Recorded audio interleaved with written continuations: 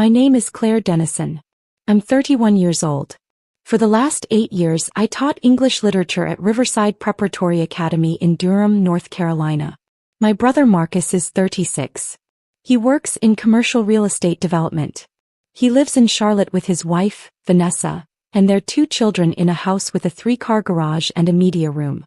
Our father, Robert Dennison, died on a Tuesday in March. Pancreatic cancer. 4 months from diagnosis to hospice to grave. I was there for all of it. Marcus visited twice. Once in January when Dad could still walk to the kitchen. Once in February when he couldn't. The funeral was on Friday. Small service. 23 people at Pinehurst Methodist. Dad had been a quiet man. Accountant for 42 years. Rotary Club member. Season ticket holder for the Durham Bulls. Marcus stood at the front and delivered the eulogy. He talked about Dad teaching him to ride a bike. About fishing trips to Lake Gaston. About the values Dad instilled. Hard work, integrity, responsibility. He didn't mention that I'd been the one sleeping on the pull-out couch in Dad's living room for 4 months. That I'd administered medication every 6 hours. That I'd held the phone to Dad's ear when he was too weak to lift it so he could hear his grandchildren say goodnight. Vanessa sat in the second pew, her hand on their daughter's shoulder. She didn't look at me during the service. After the burial, people came back to Dad's house on Maple Ridge Drive. The house where Marcus and I grew up. White siding. Blue shutters. Oak tree in the front yard that Dad planted the year I was born. I'd set out sandwich platters from Harris Teeter. Coffee. Lemonade. Mrs. Kowalski from next door brought a casserole. Marcus stood in the living room accepting condolences. Shaking hands. Playing the grieving son. I was in the kitchen washing plates when he found me. "We need to talk," he said. I dried my hands. "Okay." Outside. We walked into the backyard. March evening. Cool but not cold. The dogwood tree Dad had babied for 10 years was just starting to bloom. Marcus put his hands in his pockets. "I've already called the realtor." I stared at him. "What?" "Jim Hendricks. He handles commercial properties but he said he'd do this as a favor. House should list by Monday. Market's strong right now." "Marcus, Dad died 4 days ago." "I know that." His voice was flat. Patient. Like I was being slow. "Which is why we need to move quickly. Estate needs to be settled. Property needs to be liquidated." "Liquidated?" "Yes. This is Dad's house." It was Dad's house. Now it's part of the estate, which needs to be probated and distributed according to his will. I felt something cold forming in my chest. "Have you read the will?" "I've spoken with the attorney. It's straightforward. Everything goes to me as the eldest son. That's how Dad wanted it. Traditional family structure. You'll get some personal items. Keepsakes. But the property and the financial assets transfer to me." The cold thing expanded. "That's not. You have 48 hours to remove your personal belongings. After that, Jim's crew will handle the staging." "I'm not trying to be harsh, Claire. But this is business. The longer the house sits empty, the more it costs in utilities and insurance." Dad would have understood that. I looked at him. Really looked at him. At his charcoal suit that probably cost more than I made in a month. At his tie clip. At the face that looked so much like Dad's but somehow nothing like him at all. "Where am I supposed to go?" "You have an apartment, don't you?" "I gave it up in November. When Dad needed round-the-clock care." Marcus frowned. "That was your choice. He was dying. And I appreciate what you did." "I do. But that doesn't change the legal reality. The will is clear. I've already spoken with the probate attorney. This is how it works." He pulled out his phone. "Check something. Put it back. Vanessa and I are driving back to Charlotte tonight. Kids have school Monday. I'll have the locks changed tomorrow morning. You can leave your key on the kitchen counter when you're done packing." He walked back toward the house. I stood in the yard. The dogwood bloomed. The grass needed mowing. Dad's gardening gloves were still on the potting bench by the shed. Inside I could hear voices. People saying goodbye. Car doors closing in the driveway. Mrs. Kowalski found me 20 minutes later. "Claire, honey, everyone's gone." She was 74. She'd lived next door for 30 years. She'd brought us lasagna when Mom died. She'd watched Marcus and me get on the school bus every morning in elementary school. "Hey," I said. "You need anything?" I'm fine. He studied my face. That brother of yours left in an awful hurry. He has to get back to Charlotte. Hum. She didn't believe me. You call me if you need anything. I mean that. Thank you, Mrs. Kowalski. She squeezed my shoulder and left through the side gate. I went back inside. The house was empty. Silent. All the people who'd filled it 2 hours ago had evaporated. I walked through the rooms. Living room. Dining room. Kitchen. Dad's bedroom. My old bedroom upstairs. Marcus's old bedroom, which still had his high school football trophies on the shelf. Everything looked the same, but it felt different, like I was trespassing. I slept on the pull-out couch that night. The same couch I'd slept on for 4 months. In the morning I packed 2 suitcases, 3 boxes, my books, my clothes, the few things that were mine. I was loading the last box into my car when a white pickup truck pulled into the driveway. A man got out. Work boots. Company logo on his shirt. Triangle lock and key. You Claire Dennison? He asked. Yes. Your brother hired me to change the locks. Said you'd be clearing out this morning. I looked at my watch. It was 10:47 a.m. I'd been given until Sunday evening. It was Saturday morning. He said Sunday. The locksmith shrugged. He paid for today. Said to get it done. I got 3 more jobs after this. I looked back at the house. At the blue door Dad had repainted every 5 years like clockwork. I'm done, I said. I put my key on the porch railing. I drove to a Comfort Inn on Highway 15. Paid for 3 nights with a credit card that was close to maxed out. Sat on the edge of the bed in a room that smelled like industrial cleaner and stared at my phone. I had $1,847 in my checking account. My teaching contract ended in June. I had no apartment. No lease. No security deposit saved. Marcus had the house.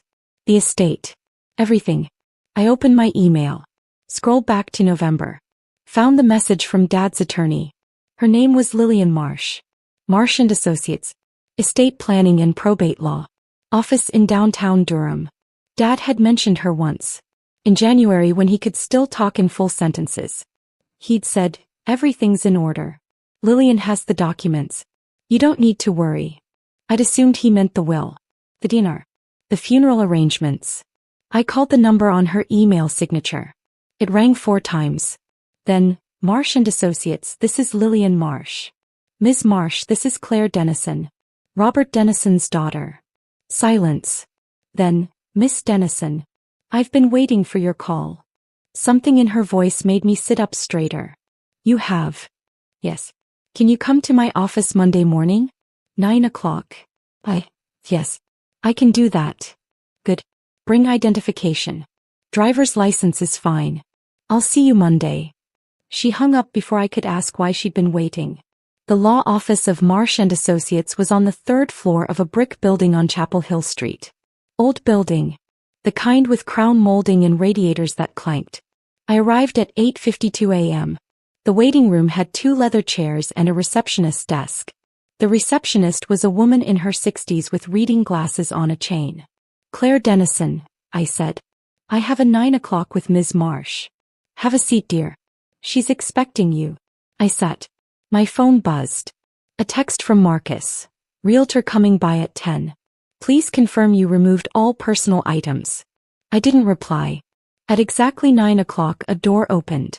A woman stepped out. Late 50s. Gray hair cut short. Navy suit. No jewelry except a watch. Miss Dennison. I'm Lillian Marsh. Please come in.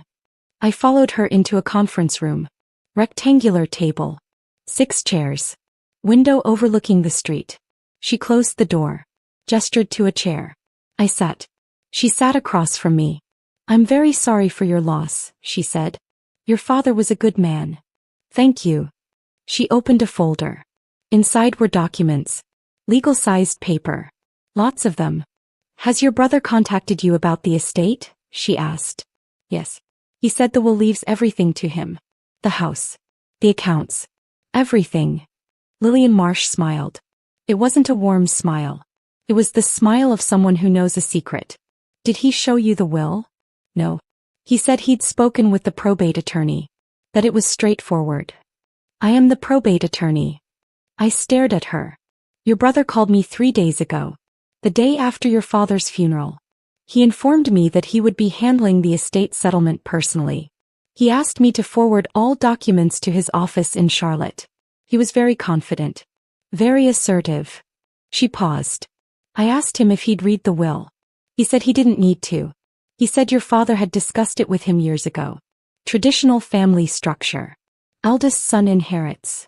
She pulled a document from the folder. Placed it on the table between us. This is your father's last will and testament. Executed on October 14th, 6 months ago. Witnessed by 2 of my paralegals and notarized by a certified notary public. It supersedes all previous versions. My hands were shaking. What does it say? Your father left specific instructions. Would you like me to read it aloud or would you prefer to read it yourself? Read it, please. She put on reading glasses. Found the relevant section. Read in a clear, measured voice. I, Robert James Dennison, being of sound mind and body, do hereby declare this to be my last will and testament. To my son, Marcus Robert Dennison, I leave my golf clubs, my fly fishing equipment, and the sum of $25,000 from my personal savings account at First National Bank. To my daughter, Claire Elizabeth Dennison, I leave the entirety of my remaining estate, including but not limited to, the property located at 4782 Maple Ridge Drive, Durham, North Carolina. All financial accounts held in my name, all investments, securities and retirement funds, and all personal property not specifically bequeathed elsewhere. The room tilted. What? Lillian Marsh looked at me over her glasses. You are the primary beneficiary. The house is yours. The accounts are yours. Everything except the specific items designated for your brother. But Marcus said. Your brother either lied or assumed. I suspect assumed. Based on a conversation he may have had with your father years ago. But your father changed his will in October. Shortly after his diagnosis. He was very clear about what he wanted and why. She pulled out another document. A letter. Handwritten. Dad's handwriting. He left this for you. To be delivered after the will reading. She slid it across the table. I picked it up. My hands were shaking so badly I could barely hold it. Claire, if you're reading this, I'm gone and Lillian has done her job. I need you to know something. I changed my will 6 months ago. The night after Marcus visited in October. He came for dinner. We sat in the living room. He told me about his business. His expansion plans. He talked for an hour about property values and market trends and leveraging assets. I asked him about you. He said, Claire's fine. Still teaching, I think. Still teaching, I think. You'd been sleeping on my couch for 2 weeks by then. You'd given up your apartment. You'd taken a leave of absence from Riverside Prep. You were administering my medication every 6 hours. You'd learned how to operate the oxygen machine. You'd scheduled every doctor's appointment. You knew the names of all my nurses. And your brother thought you were still teaching. I realized something that night. Marcus loves me in the way people love an idea. But you love me in the way people love a person. I called Lillian the next morning. The house is yours. You gave up everything to take care of me. This is me taking care of you. You're going to want to refuse. You're going to feel guilty. You're going to think this isn't fair to Marcus. Don't. He has a career. A house. A family. He's fine. You gave me the last good months of my life. You sat with me when I couldn't sleep. You read to me when my eyes got too tired. You held my hand. That's worth more than money. But money is what I have to give. Take it. Build something. Life. Love, Dad. I couldn't breathe. Couldn't see. The words blurred. Lillian Marsh pushed a box of tissues across the table. She didn't say anything. Just waited. It took me 5 minutes to pull myself together. Marcus doesn't know, I finally said. Correct. He hung up on me when I tried to explain. He said he'd get his own attorney. He said I was mistaken. What happens now? Now we schedule a formal will reading. All beneficiaries present. I read the document aloud. I distribute the assets according to your father's wishes. Your brother can contest if he wants, but he'd need grounds. Your father was evaluated by 3 physicians in October. All certified he was of sound mind. The will is airtight. She closed the folder. Folded her hands on top of it. Miss Dennison, your father spent 30 years managing money for other people. He knew exactly what he was doing. He knew Marcus would assume. He prepared for that. He documented everything. Why didn't he tell me? He wanted you to take care of him because you wanted to. Not because you knew there was an inheritance. He was very specific about that. I looked at the letter again. At Dad's handwriting. The way he always made his capital C's too big. When can we schedule the reading? Lillian Marsh smiled. A real smile this time. How's Wednesday work for you? The conference room at Marsh & Associates had space for 6 people. On Wednesday morning at 10 o'clock, 4 of us sat at the table. Me, Marcus, Vanessa, and Lillian Marsh. Marcus had arrived 15 minutes early. He wore a different suit. Darker. His attorney face. He'd brought a leather portfolio and a pen that probably cost more than my car payment used to be. Vanessa sat next to him. She wore black.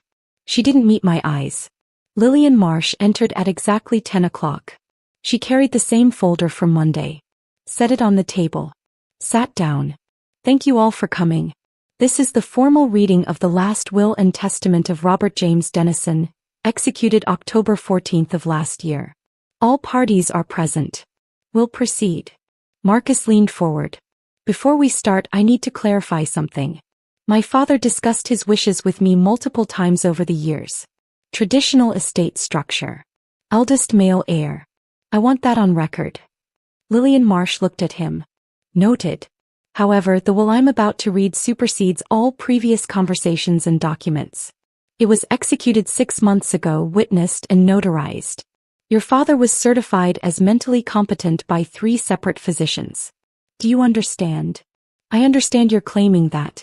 I'd like to see the competency evaluations. Of course. She slid 3 medical reports across the table. Dr. Patricia Chin, oncologist. Dr. Michael Okonkwo, psychiatrist. Dr. Sarah Lindstrom, geriatric specialist. All evaluated your father on October 12th. All certified full cognitive function. Marcus picked up the reports. Scanned them. His jaw tightened. Proceed, he said. Lillian Marsh opened the will. Read the opening statements. Date. Witnesses. Declaration of sound mind. Then she reached the distribution section. To my son Marcus Robert Dennison, I leave my Callaway golf clubs, my Orvis fly fishing equipment, and the sum of $25,000 from my personal savings account at First National Bank, account number ending in 7734. Marcus went very still. Lillian Marsh continued. To my daughter Claire Elizabeth Dennison, I leave the entirety of my remaining estate, including but not limited to the property located at 4782 Maple Ridge Drive, Durham, North Carolina, currently valued at approximately $478,000. All financial accounts held in my name at First National Bank, totaling approximately $163,000. My retirement account with Vanguard, valued at approximately $291,000. And all personal property not specifically bequeathed elsewhere. The room was silent. Marcus stared at the document.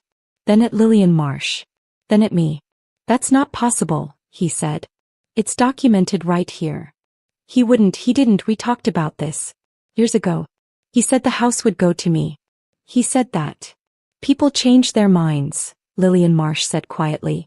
Particularly when circumstances change. What circumstances? Your father changed this will on October 16th. 2 days after you visited him. Marcus blinked. I visited in October. We had dinner. We talked about business.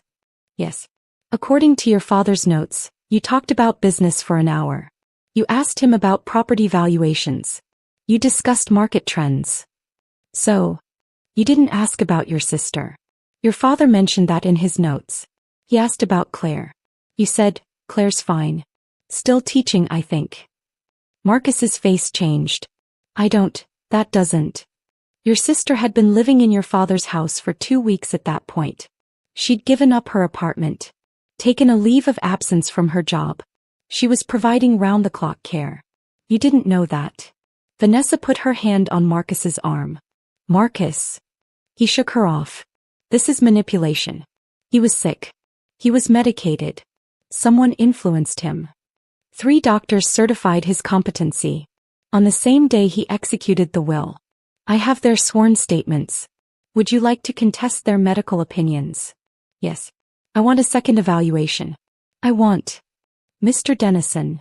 Lillian Marsh's voice cut through. Final. Your father is deceased. There will be no second evaluation. The will is legal.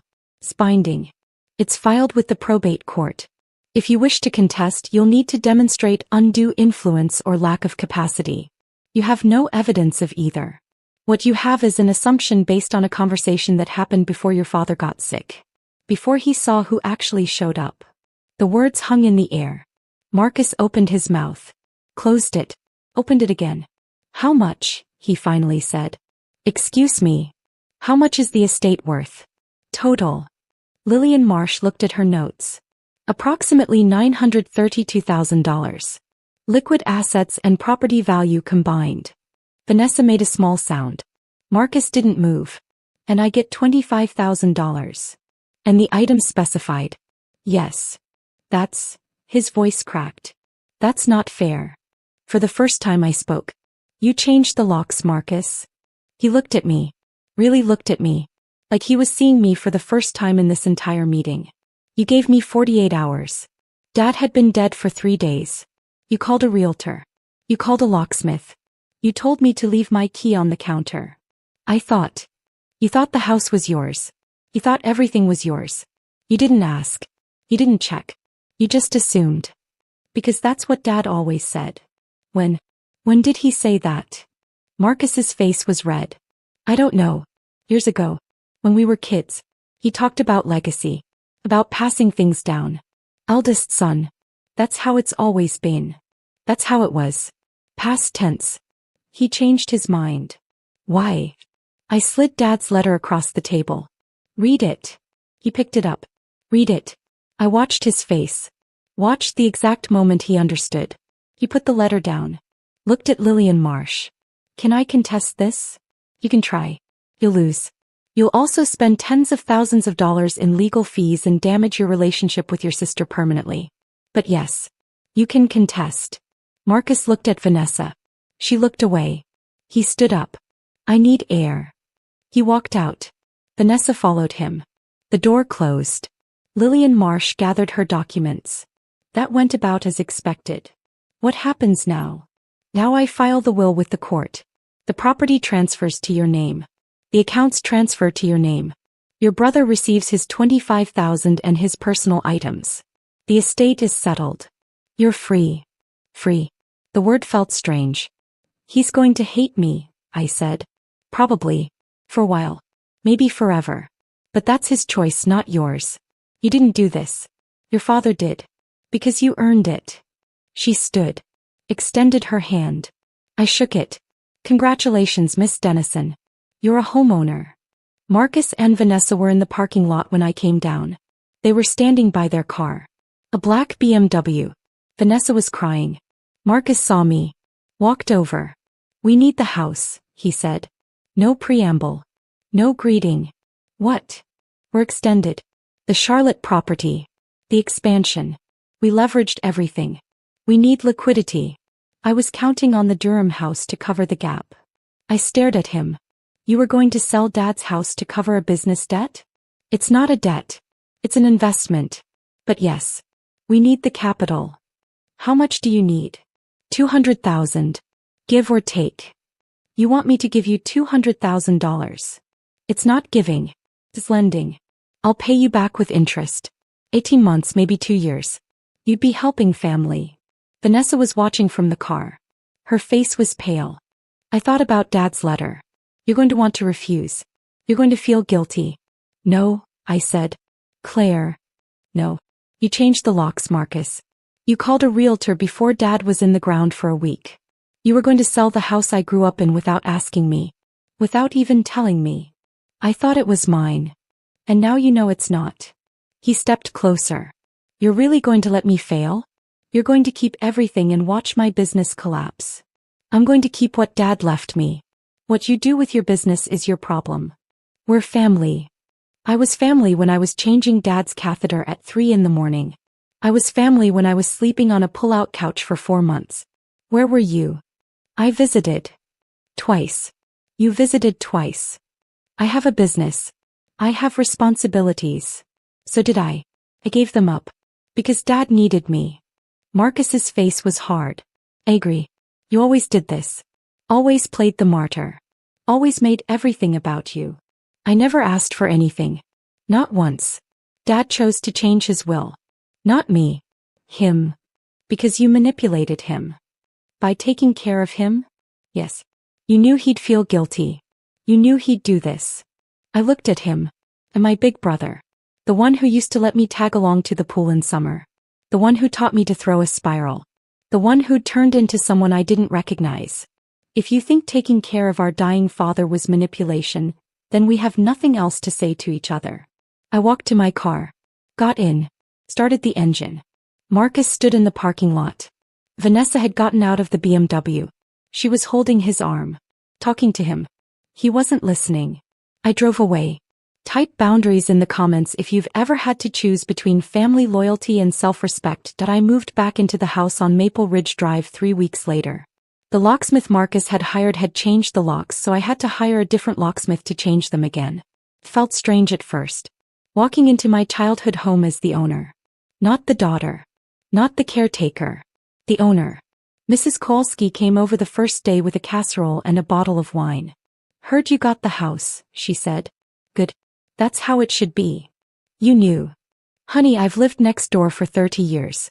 I watched you come home every weekend when your father got sick. I watched you move in. I watched you take care of him. I didn't see your brother's car in that driveway more than twice.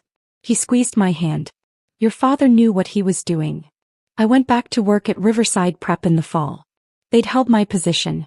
Dr. Hammond, the headmaster, told me he'd received a letter from Dad in November. A letter explaining my situation. Asking them to keep my job available. Dad had thought of everything. Marcus and I didn't speak for 6 months. Then, in September, I got a voicemail. Claire. It's Marcus. I wanted to let you know we sold the Charlotte property. We're downsizing. Moving to a smaller place in Raleigh. Vanessa wanted me to call. She said I owed you an apology. Long pause. I don't know if I'm ready to apologize. I'm still angry. I still think I don't know what I think. But Vanessa's right that I shouldn't have changed the locks. I shouldn't have assumed.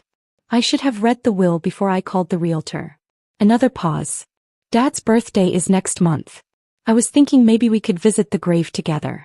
If you want. He hung up. I called him back 2 days later. We met at Pinehurst Cemetery on what would have been Dad's 74th birthday. We didn't say much. We stood at the grave. We each put down flowers. As we were leaving, Marcus stopped. The golf clubs. The ones Dad left me. I don't golf. I never did. He knew that. I didn't say anything. I think he was making a point. $25,000 in golf clubs I'll never use. Meanwhile, you get the house. The money. Everything that actually matters. He left you what you valued, I said quietly. Things. Items. Objects you could list on a spreadsheet. He left me what I valued. A home. Security. Roots.